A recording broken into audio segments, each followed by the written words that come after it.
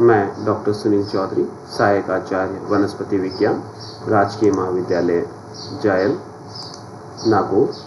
आज का जो हमारा टॉपिक है वह है जीवाणु, जिसके अंतर्गत हम बात करेंगे जीवाणुओं की खोज, उनके सामान्य लक्षण, कोशिकीय संरचना तथा प्रकार के बारे में। सबसे पहले बात करते हैं किंगडम सिस्टम या जगत प्रणाली के बारे में।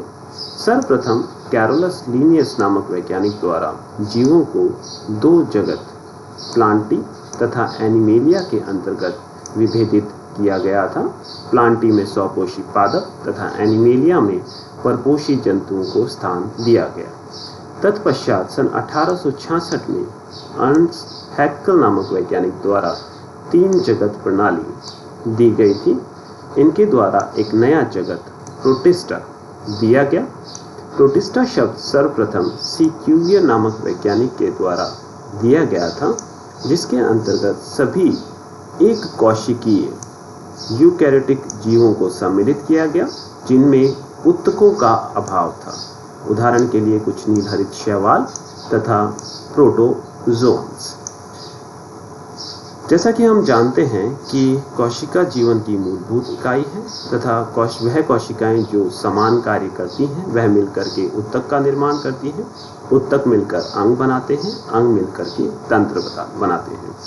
यदि पादपों की बात की जाए तो उत्तक सर्वप्रथम ब्रायोफाइट वर्ग से आरंभ होते हैं, जबकि जंतुओं के अंतर्गत उत्तक सर्वप्रथम सिलेंट्रेटा वर्ग से आरंभ होते हैं। ये सिलेंट्रेटा वर्ग में सर्वप्रथम उत्तक देखने को मिलते हैं। उससे पूर्व में कोशिकीय स्तर का शारीरिक संगठन देखने को मिलता है। तत्पश्चात सन 1938 में हर्बर्ट एफ कॉपलैंड द्वारा चार जगत प्रणाली दी गई थी। इन्होंने एक नया जगत मोनेरा प्रतिपादित किया। इस समय तक प्रगत प्रकार के सूक्ष्मदर्शियों का आविष्कार किया जा चुका था, जिसके द्वारा कोशिकाओं की आंतरिक संरचना का अध्ययन कर पाना संभव हो सका था, और इसी आधार पर कोशिकाओं को प्रोकैरियोटिक तथा यूकैरियोटिक कोशिकाओं में विभेदित किया जा सका।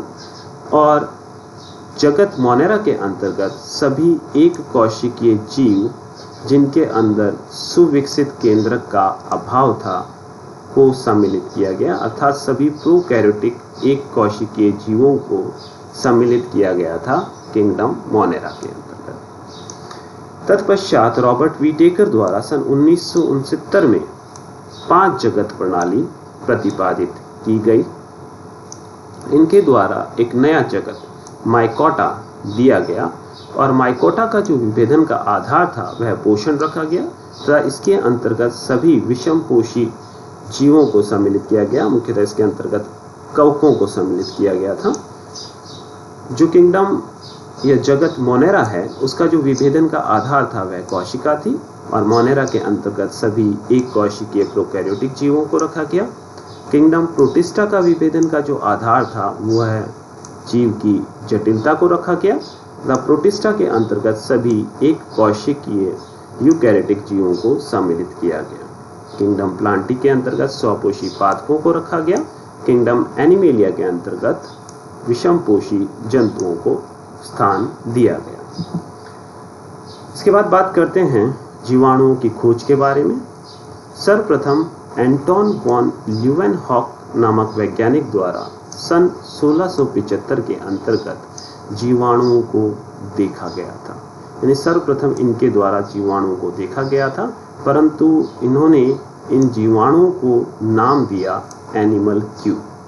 तत्पश्चात एफ.जे. कोन तथा एहरनबर्ग नामक वैज्ञानिक द्वारा जीवाणु शब्द दिया गया था। बर्गी नामक वैज्ञानिक द्वारा इन जीवाणुओं को वर्ग प्रोसोफाइटा के अंतर्गत स्थान दिया गया। वर्ग प्रोसोफाइटा में एक कोशिकीय जीव जिनके अंतर्गत प्रोकैरियोटिक कोशिकीय संगठन उपस्थित हो को रखा जाता था। तत्पश्चात लिस्टर नामक वैज्ञानिक द्वारा जीवाणुओं को सर्वप्रथम कृत्रिम माध्यम पर संवर्धित किया गया था। लुइस पाश्चर नामक वैज्ञानिक के द्वारा जर्म थ्योरी दी गई। साथ ही साथ इन्होंने पाश्चराइजेशन तकनीक विकसित की। इनके अनुसार किसी भी चीज़ को यदि 60 डिग्री सेंटीग्रेड पर 30 मिनट तक गर्म किया जाए तो सभी जीवाणु खत्म हो जाते हैं। इसके बाद रॉबर्ट कोच, इन्होंने सर्वप्रथम जीवाणुओं का शुद्ध संवर्धन प्राप्त किया था। यानी जीवाणु को सबसे पहले संवर्धित तो किया था लिस्टर नामक वैज्ञानिक ने, परंतु रॉबर्ट कोच के द्वारा सर्वप्रथम जीवाणुओं को शुद्ध रूप में संवर्धित किया गया था। यानी कि जो लिस्टर का संवर्धन था उसके अंदर कुछ मिक्सिंग थी, वो शुद्ध नहीं था, जबकि जीवाणु का शुद्ध संवर्धन प्राप्त किया था रॉबर्ट कोच ने। साथ ही साथ इन्होंने एंथ्रेक्स बैक्टीरिया की भी खोज की एवं इन्होंने कुछ अवधारणाएं प्रतिपादित की जिन्हें कोच पोस्टुलेट्स या कोच अवधारणाओं के नाम से जाना जाता है। यह अवधारणाएं रोग तथा रोग कारक के मध्य एक संक्रामक संबंध स्थापित करती हैं।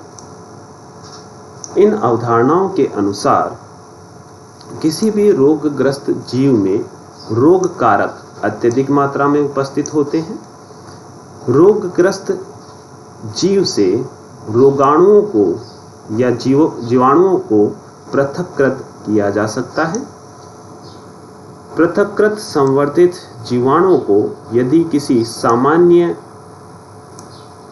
जीव के अंतर सरोपित किया जाए तो वह उसमें रोग उत्पन्न करता है तथा उस प्रायोगिक सरोपित परपोषी से उन रोगाणुओं को पुनः पृथक्कृत किया जा सकता है।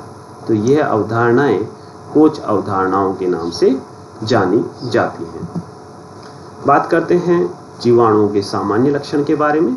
तो जो जीवाणु होते हैं इनका कॉस्मोपॉलिटन डिस्ट्रीब्यूशन होता है, अर्थात यह सभी जगहों जल, वायु एवं मृदा के अंतर्गत पाए जाते हैं। तो सर्वव्यापी इनका वितरण देखने को मिलता है। यह अक्लोरोफिलस यानी कि क्लोरोफिल विहीन होते हैं। क्लोरोफिल विहीन होने के कारण यह विषमपोषी हैं और विषमपोषी में ये या तो मृतोपजीवी होते हैं अर्थात मृत कार्बनिक पदार्थों से अपना भोजन ग्रहण करते हैं, या ये परपोषी होते हैं। जो इनका कोशिकीय संगठन है वह एक कोशिकीय प्रोकैरियोटिक प्रकार का होता है, जो अपन पहले भी बात कर चुके हैं। कोशिका भित्ति जीवाणुओं की पेप्टिडोग्लाइकन की बनी होती है, पेप्टिडोग्लाइकन से निर्मित होती है, जबकि कवक की कोशिका भित्ति काइटिन व पादप की कोशिका भित्ति सेल्यूलोज से निर्मित होती है। जैसा कि हम बात कर चुके हैं कि इनकी कोशिकीय संगठन प्रोकैरियोटिक प्रकार का होता है, इसलिए इसमें न्यूक्लियस के चारों ओर या केंद्रक के चारों ओर झिल्ली, केंद्रक झिल्ली का अभाव होता है। इस प्रकार के केंद्रक को आभासी केंद्रक कहा जाता है। यदि न्यूक्लिक अम्ल के आनुवंशिक पदार्थ की बात की जाए तो डीएनए व आरएनए दोनों इसके अंतर्गत उपस्थित रहते हैं। सभी प्रकार के झिल्ली युक्त कोशिकांग अनुपस्थित होते हैं, साथ ही साथ माइटोकॉन्ड्रिया भी अनुपस्थित होता है तथा सभी श्वसनकारी एंजाइम जीवाणु की कोशिका झिल्ली पर उपस्थित रहते हैं। राइबोसोम्स जो प्रोटीन के निर्माण के लिए आवश्यक हैं, यह 70S प्रकार के होते हैं, जबकि यूकैरियोट्स के अंदर ये 80S प्रकार के देखने को मिलते हैं। जीवाणु जो रिप्रोडक्शन है या जनन है, ये बाइनरी फिशन या खंडन के द्वारा करता है। इसमें लैंगिक जनन का पूर्णतया अभाव होता है, परंतु कुछ आनुवंशिक पुनर्योजन इनके अंतर्गत देखने को मिलता है, जिनमें आनुवंशिक पदार्थों का आदान प्रदान किया जाता है, जो अपन आगे बात करेंगे। इसके अंतर्गत रूपांतरण, संयुग्मन व पराक्रमण की क्रियाएं देखने को मिलती हैं। बात करते हैं जीवाणु के कोशिकीय संरचना के बारे में। तो कुछ जीवाणुओं के अंतर्गत कैप्सूल देखने को मिलता है। ये जो कैप्सूल होता है ये है कोशिका भित्ति के बाहर की तरफ एक म्यूसिलेजिनस लेयर या परत होती है, जो कि पॉलीसैकेराइड्स व पॉलीपेप्टाइड से निर्मित होती है, यानी शर्कराओं और प्रोटीन से निर्मित होती है। जो जीवाणु की कोशिका भित्ति है, जो अपन बात कर चुके हैं, ये पेप्टिडोग्लाइकन से निर्मित होती है। पेप्टिडोग्लाइकन दो शब्दों से मिलकर बना है। पेप्टिडो मीन्स प्रोटीन ग्लाइकन्स मीन्स शर्करा, यानी कि प्रोटीन तथा शर्करा से निर्मित होती है कोशिका भित्ति, जिसे पेप्टिडोग्लाइकन सेल वॉल या पेप्टिडोग्लाइकन कोशिका भित्ति कहते हैं। जो कोशिका झिल्ली है जीवाणु की, यह लिपोप्रोटीन यानी लिपिड व प्रोटीन से निर्मित होती है। बात करें यदि कोशिका द्रव्य कोशिकांगों की, तो जीवाणु के अंतर्गत अधिकांश झिल्ली युक्त कोशिकांग अनुपस्थित होते हैं, परंतु मीजोसोम्स संरचनाएं पाई जाती हैं। मीजोसोम्स की खोज सर्वप्रथम एफ जेम्स नामक वैज्ञानिक के द्वारा की गई थी। यहाँ देख सकते हैं मीजोसोम्स को। जो मीजोसोम्स होते हैं ये दो प्रकार के होते हैं, सेप्टल मीजोसोम्स और लैटरल मीजोसोम्स। जो सेप्टल मीजोसोम्स होते हैं वो न्यूक्लियोइड या जो जीवाणु का आनुवंशिक पदार्थ है उसके साथ में संयुग्मित रहते हैं तथा यह क्रोमोसोम्स या गुणसूत्रों के पृथक्करण में प्रतिकृतिकरण के बाद जब जीवाणु जनन करता है विखंडन द्वारा, तो आनुवंशिक पदार्थ का प्रतिकृतिकरण होता है, रेप्लिकेशन होता है, और उस रेप्लिकेशन के बाद जो आनुवंशिक पदार्थ है उसके पृथक्करण के अंदर यह मीजोसोम सहायता करते हैं। जबकि जो लैटरल मीजोसोम्स होते हैं उनका जो कार्य होता है वो माइटोकॉन्ड्रिया के समतुल्य होता है, अर्थात उसके अंदर श्वसनकारी एंजाइम्स पाए जाते हैं। और बात करें साइटोप्लाज्मिक ऑर्गेनेल्स की, तो कुछ जीवाणु जो होते हैं वो प्रकाश संश्लेषण भी करते हैं, तो इनके अंदर कुछ प्रकाश संश्लेषी संरचनाएं होती हैं। हालांकि जीवाणु के अंदर जैसा कि हम जानते हैं कि किसी भी प्रकार की झिल्ली युक्त संरचनाएं अनुपस्थित होती हैं तथा प्रकाश संश्लेषी जो वर्णक होते हैं वह साइटोप्लाज्म के अंदर बिखरे हुए रहते हैं, जिन्हें क्रोमेटोफोर्स कहा जाता है। यदि बैंगनी गंधक जीवाणु की बात की जाए तो इनके अंतर्गत बैक्टीरियो क्लोरोफिल ए तथा बी देखने को मिलते हैं। यदि हरे गंधक जीवाणु की बात की जाए तो इसमें बैक्टीरियो विरिडिन नामक वर्णक देखने को मिलता है। संग्राहक कणों की बात की जाए तो जीवाणु में कोशिका द्रव्य के अंतर्गत ग्लाइकोजन कण देखने को मिलते हैं। ये ग्लाइकोजन कण कार्बोहाइड्रेट्स का संचयन करते हैं, जबकि मेटाक्रोमेटिन जो होते हैं वह आरएनए का संचयन करते हैं, और ये आरएनए जो होता है ये नाइट्रोजन तथा फास्फोरस का एक अच्छा स्रोत है। बात करें जीवाणु के आनुवंशिक पदार्थ की, तो इसके अंदर आनुवंशिक पदार्थ द्विरज्जुकीय सर्पिलाकार डीएनए होता है। इनके अंतर्गत हिस्टोन प्रोटीन का अभाव होता है तथा यह द्विरज्जुकीय सर्पिलाकार डीएनए कुछ नॉन हिस्टोन प्रोटीन्स जिन्हें पॉलीएमीन्स कहते हैं के साथ में संयुग्मित रहता है। अगर बात करें खाद्य संग्राहक संरचनाओं के बारे में, तो जीवाणु के अंतर्गत ग्लाइकोजन, प्रोटीन तथा वसा का संचयन किया जाता है, और यह संचयन बीटा हाइड्रोक्सी ब्यूटाइरेट के रूप में किया जाता है। प्लाज्मिड जीवाणु में मुख्य गुणसूत्र के अतिरिक्त कुछ अति गुणसूत्रीय पदार्थ एक्स्ट्रा क्रोमोसोमल डीएनए पाया जाता है, जिसे प्लाज्मिड कहा जाता है। जीवाणु में प्लाज्मिड की खोज सर्वप्रथम हेज व लैडरबर्ग नामक वैज्ञानिक के द्वारा की गई थी। कई बार ये जो प्लाज्मिड है यह जीवाणु के आनुवंशिक पदार्थ के साथ या अंदर अंतर्निहित रहता है, तब इस प्लाज्मिड को एपिसोम के नाम से जाना जाता है। बात करते हैं जीवाणुओं के प्रकार के बारे में, और इसका जो आधार लिया गया है वह है जीवाणुओं का आकार। तो जीवाणुओं का प्रकार उनके आकार के आधार पर, तो जीवाणु जो होते हैं वो विभिन्नता रखते हैं अपने आकार में, और इन आकार के आधार पर जीवाणुओं को अलग अलग भागों में या अलग अलग प्रकारों में बांटा जा सकता है। जो मुख्य प्रकार हैं वह है गोलाणु या कोकस, देख सकते हैं कि ये आकृति में गोल होते हैं, तथा बेसिलस जिसे अपन दंडाणु कहते हैं, ये दंड आकृति के या रॉड शेप देखने को मिलते हैं। इसके अतिरिक्त कुछ अन्य आकार जीवाणुओं में देखने को मिलते हैं, जैसे स्पाइरेलम, यह सर्पिलाकार आकृति का होता है, उदाहरण के लिए स्पायरोकीट। विब्रियो, ये कॉमा की आकृति का होता है, जैसे विब्रियो कॉलेरी, देख सकते हैं कि ये कॉमा की आकृति का है। कोकस की बात करें तो कोकस विभिन्न प्रकार के हो सकते हैं। डिप्लोकोकस, यदि कोकस जो है वो जोड़े में उपस्थित हैं या पेयर्स में उपस्थित हैं तो इन्हें डिप्लोकोकस कहा जाएगा, उदाहरण के लिए डिप्लोकोकस निमोनियाई। स्ट्रेप्टोकोकस, यदि कोकस एक श्रृंखला के रूप में उपस्थित है तो इसे स्ट्रेप्टोकोकस कहा जाएगा, जैसे स्ट्रेप्टोकोकस लैक्टिस कह सकते हैं उदाहरण के लिए। स्टैफाइलोकोकस, यदि जो कोकस है वह अनियमित गुच्छों के रूप में उपस्थित हैं तो इन्हें स्टेफाइलोकोकस कहा जाता है, उदाहरण के लिए स्टेफाइलोकोकस एल्बस। बेसिलस की बात की जाए तो डिप्लोबेसिलस, यदि बेसिलस जो है वो जोड़े के रूप में या पेयर्स में उपस्थित है तो इन्हें डिप्लोबेसिलस कहा जाएगा, जैसे उदाहरण के लिए कॉक्सिएला बर्नेटी। स्ट्रेप्टोबेसिलस, यदि जो बेसिलस है वो श्रृंखला के रूप में उपस्थित है तो उसे स्ट्रेप्टोबेसिलस कहेंगे, उदाहरण के लिए बेसिलस सबटिलिस। बात करते हैं जीवाणु के प्रकार की, और ये जो प्रकार का आधार लिया गया है वो है कशाभिकाएं। तो कशाभिकाओं के आधार पर जीवाणु कितने प्रकार के होते हैं उसकी बात करते हैं।